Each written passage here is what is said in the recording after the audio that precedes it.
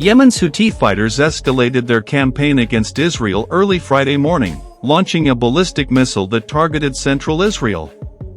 This marked the fifth missile attack in just over a week, intensifying fears of a new front in the already volatile Middle Eastern conflict. As air raid sirens blared across cities including Tel Aviv and Jerusalem, millions of Israelis scrambled for safety in bomb shelters. The missile, intercepted by Israel's air defense systems outside its airspace, caused no direct casualties but added to a growing sense of unease and disruption. The Houthis, a powerful Iranian-backed militia based in Yemen, have positioned themselves as key players in the broader conflict engulfing the region. Their recent attacks on Israel reflect a shift in strategy, as they extend their operations beyond Yemen's civil war and into the geopolitics of the wider Middle East.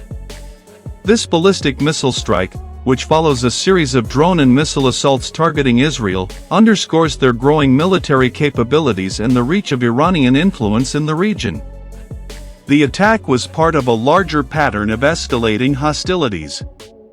The Houthis have openly stated their solidarity with the Palestinian cause, framing their actions as a response to Israeli military operations in Gaza.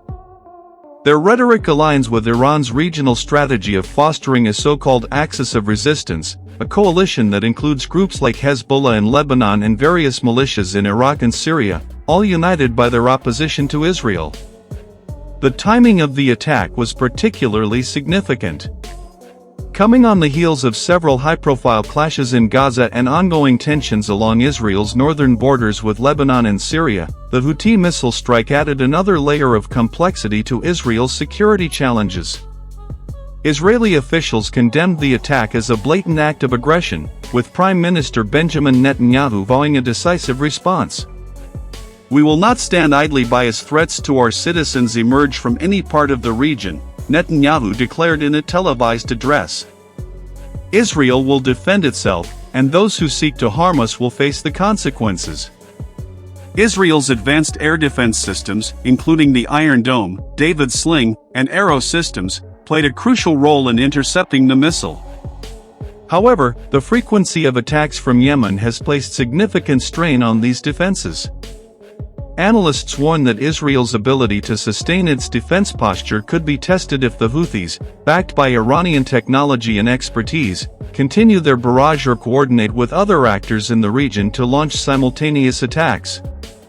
The Houthis' growing audacity in targeting Israel reflects their increased access to advanced weaponry, much of which is believed to be supplied or facilitated by Iran.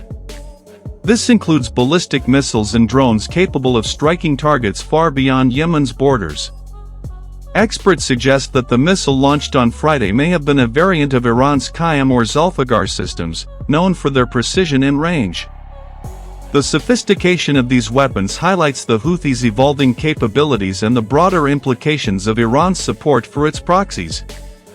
In response to the attacks, the Israeli military is reportedly considering preemptive strikes on Houthi targets in Yemen, including missile launch sites, command centers, and supply routes. Such actions would mark a significant escalation and could draw Israel deeper into Yemen's ongoing civil war. The potential for civilian casualties and international backlash poses a dilemma for Israeli policymakers, who must weigh the risks of inaction against the consequences of a military response. Meanwhile, the United States, a key ally of Israel, has expressed its strong condemnation of the Houthi attacks. U.S. officials have reiterated their commitment to Israel's security while also cautioning against actions that could further destabilize the region. Washington has increased its military presence in the Middle East, deploying additional naval assets and air defense systems to deter Iranian aggression and support its allies. However, the U.S. faces its own challenges in balancing its strategic objectives in the region, including its relationships with Saudi Arabia and the Gulf states, which are also deeply involved in the Yemen conflict. The Houthi attacks have also drawn criticism from within Yemen, where the humanitarian crisis continues to worsen. The country remains mired in a devastating civil war that has left millions on the brink of famine and in desperate need of humanitarian aid. Critics argue that the Houthis' focus on external conflicts detracts from their responsibility to address the dire needs of the Yemeni population. International organizations, including the United Nations, have called for restraint and a renewed focus on peace talks to resolve Yemen's internal conflict. For Israel, the psychological toll of repeated missile alerts is becoming increasingly evident.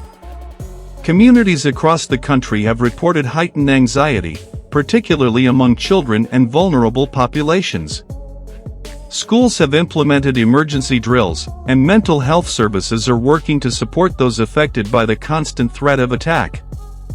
The government has also issued guidelines to help citizens cope with the stress of living under siege, but the prolonged nature of the crisis has tested the resilience of even the most prepared communities. The broader geopolitical implications of the Houthi attacks cannot be ignored.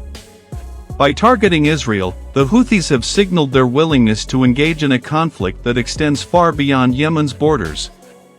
This move aligns them more closely with Iran's regional ambitions and positions them as key players in the axis of resistance. For Israel, this development represents a significant challenge, as it must now contend with threats from multiple fronts, including Gaza, Lebanon, Syria, and Yemen. As the situation unfolds, the risk of a broader regional conflict looms large. The Houthis' actions, combined with Iran's support and the involvement of other actors, suggest that the Middle East is entering a new phase of instability. For now, Israel remains on high alert, bracing for the possibility of further attacks and preparing for the difficult decisions that lie ahead. The resilience of its population and the effectiveness of its military response will be critical in navigating this increasingly complex and dangerous landscape.